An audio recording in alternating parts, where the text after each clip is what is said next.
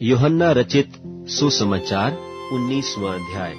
इस पर पिलातुस ने यीशु को लेकर कोड़े लगवाए और सिपाहियों ने कांटों का मुकुट गूंथकर उसके सिर पर रखा और उसे बैजनी वस्त्र पहनाया और उसके पास आकर कहने लगे, हे यहूदियों के राजा प्रणाम, और उसे थप्पड़ भी मारे। तब पिलातुस ने फिर बाहर निकलकर लोगों से कहा, देखो, मैं उसे तुम्हारे पास फिर बाहर लाता हूँ, ताकि तुम जानो कि मैं कुछ भी दोष नहीं पाता। तब यीशु कांटों का मुकुट और बैजनी वस्त्र पहने हुए बाहर निकला और पिलातुस ने उनसे कहा, देखो, यह पुरुष। जब महायाजकों और प्यादों ने उसे देखा तो चिल्लाकर कहा कि उसे क्रूस पर चढ़ा, क्रूस पर। पिलातुस ने उनसे कहा, तुम ही उसे लेकर क्रूस पर चढ़ाओ, क्योंकि मैं उसमें दोष नहीं पाता। यहूदियों ने उसको उत्तर दिया कि हमारी भी व्यवस्था है और उस व्यवस्था के अनुसार वह मारे जाने के योग्य है, क्योंकि उसने अपने आप को परमेश्वर का पुत्र बनाया। जब पिलातुस ने यह बात सुनी तो और भी डर गया और फिर किले के भीतर गया और यीशु से कहा, तू कहाँ का है? परंतु यीशु ने उसे कुछ भी उत्तर न दिया। पिलातुस ने उससे कहा, मुझसे क्यों नहीं बोलता? क्या तू नहीं जानता कि तुझे छोड़ देने का अधिकार मुझे है और तुझे क्रूस पर चढ़ाने का भी मुझे अधिकार है? यीशु ने उत्तर दिया कि यदि तुझे ऊपर से न दिया जाता तो तेरा मुझ पर कुछ अधिकार न होता।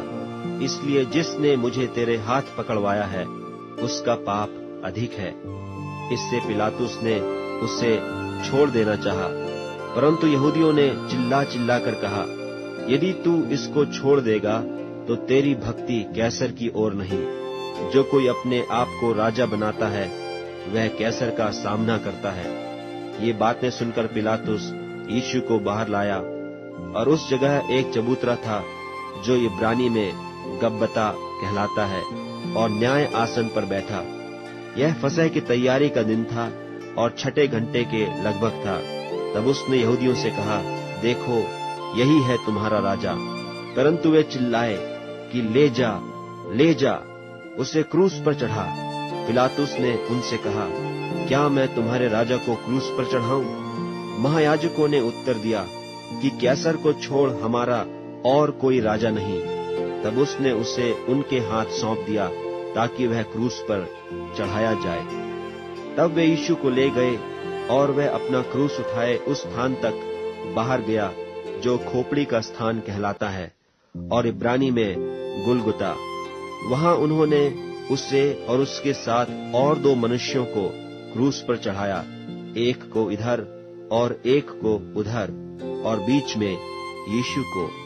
और पिलातुस ने एक दोष पत्र लिखकर क्रूस पर लगा दिया और उसमें यह लिखा हुआ था, यीशु नासरी, यहूदियों का राजा। यह दोष पत्र बहुत यहूदियों ने पढ़ा, क्योंकि वह स्थान जहां यीशु क्रूस पर चढ़ाया गया था नगर के पास था, और पत्र इब्रानी और लतीनी और यूनानी में लिखा हुआ था। तब यहूदियों के महायाजकों ने पिलातुस से कहा, यहूदियों का राजा मत लिख, परंतु यह है कि उसने कहा, मैं यहूदियों का राजा हूँ। पिलातुस ने उत्तर दिया कि मैंने जो लिख दिया वह लिख दिया। जब सिपाही यीशु को क्रूस पर चढ़ा चुके तो उसके कपड़े लेकर 4 भाग किए, हर सिपाही के लिए 1 भाग, और कुर्ता भी लिया। परंतु कुर्ता बिन सीअन ऊपर से नीचे तक बुना हुआ था। इसलिए उन्होंने आपस में कहा, हम इसको न फाड़ें, परंतु इस पर चिट्ठी डालें कि वह किसका होगा। यह इसलिए हुआ कि पवित्र शास्त्र की बात पूरी हो कि उन्होंने मेरे कपड़े आपस में बांट लिए और मेरे वस्त्र पर चिट्ठी डाली। सो सिपाहियों ने ऐसा ही किया। परंतु यीशु के क्रूस के पास उसकी माता और उसकी माता की बहन मरियम, क्लोपास की पत्नी, और मरियम मगदलीनी खड़ी थी। यीशु ने अपनी माता और उस चेले को जिससे वह प्रेम रखता था पास खड़े देखकर अपनी माता से कहा, हे नारी, देख, यह तेरा पुत्र है। तब उस चेले से कहा, यह तेरी माता है, और उसी समय से वह चेला उसे अपने घर ले गया।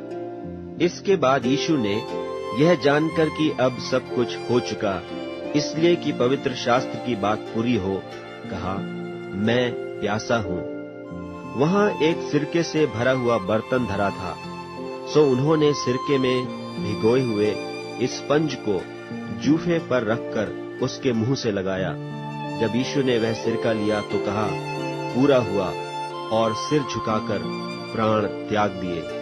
और इसलिए कि वह तैयारी का दिन था, यहूदियों ने पिलातुस से विनती की कि उनकी टांगें तोड़ दी जाएं और वे उतारे जाएं कि सब्त के दिन वे क्रूसों पर न रहें, क्योंकि वह सब्त का दिन बड़ा दिन था। सो सिपाहियों ने आकर पहले की टांगें तोड़ी, तब दूसरे की भी, जो उसके साथ क्रूसों पर चढ़ाए गए थे।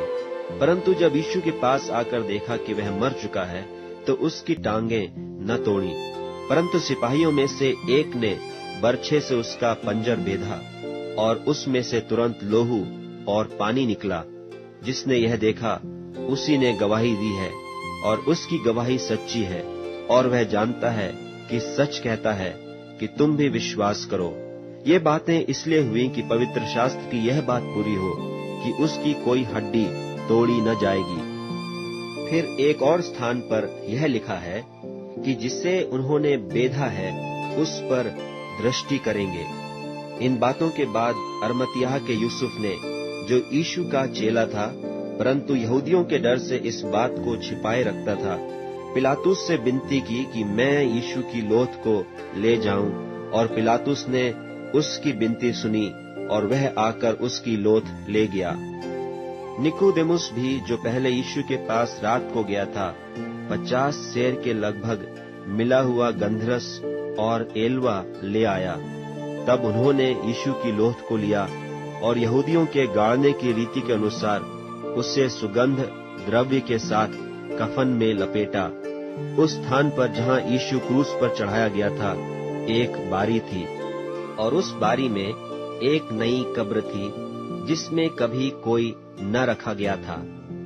सो यहूदियों की तैयारी के दिन के कारण उन्होंने यीशु को उसी में रखा, क्योंकि वह कब्र निकट थी।